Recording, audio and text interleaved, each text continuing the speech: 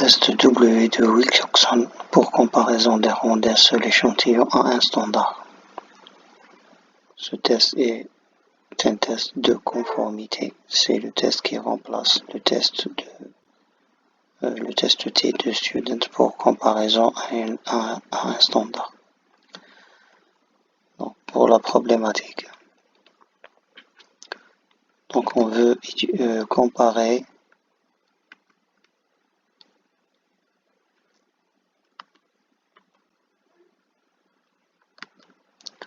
comparer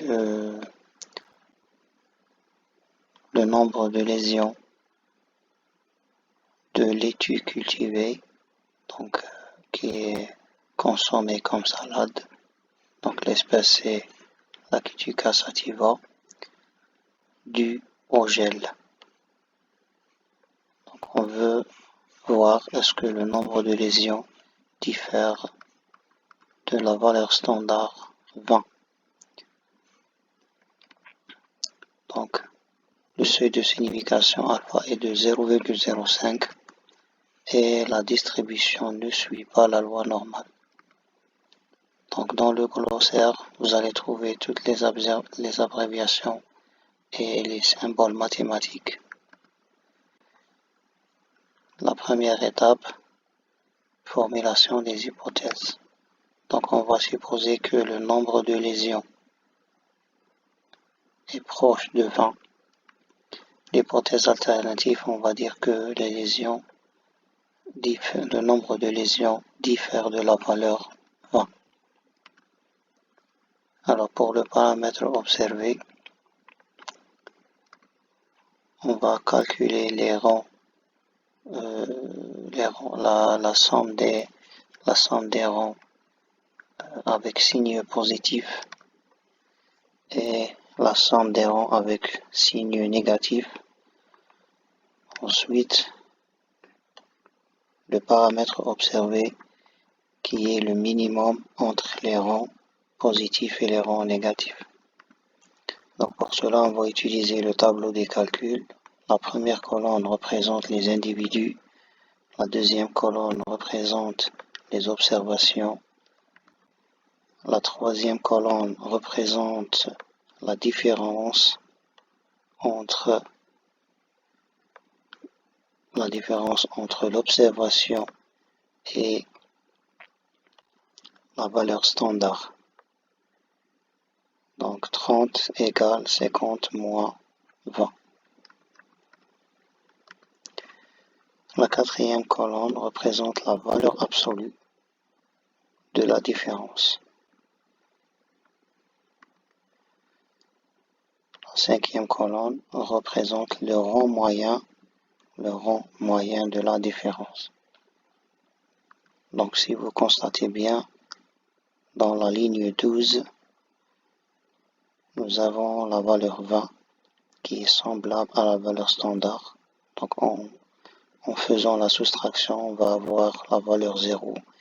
Et comme ça, on va éliminer cet individu. Donc il ne va pas être pris en considération pour calculer les rangs moyens. Donc le nombre des rangs devient 14. Et on aura le n' égale à 14. Donc on ne va pas utiliser le n qui est de 15, on va utiliser n' qui est de 14. Ensuite, le W plus, donc c'est le nombre, c'est la somme des rangs positifs. Donc on va prendre ça à cette valeur, plus cette valeur, plus cette valeur. Donc on va suivre la colonne des différences. C'est selon le signe négatif ou positif. Donc on va prendre cette valeur pour calculer cette colonne-là. Pour le rang négatif, pour la somme des rangs négatifs, On va prendre cette valeur plus cette valeur et ainsi de suite.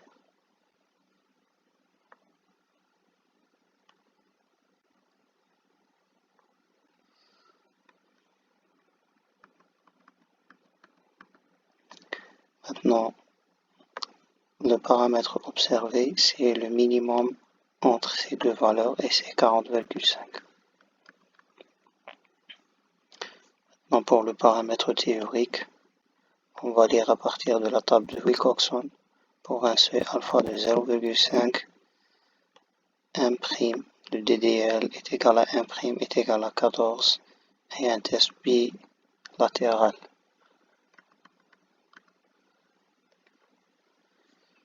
Alors là, vous allez trouver le 1' qui est égal à 14 et le seuil alpha de 0,05 et on obtient la valeur 21. Pour la décision mathématique, donc la valeur, l'observation, le paramètre observé est supérieur au paramètre théorique, donc on va accepter à 0. Donc pour l'interprétation biologique, on va dire que il n'y a pas de différence significative. Ça veut dire que le nombre de lésions est proche de 20.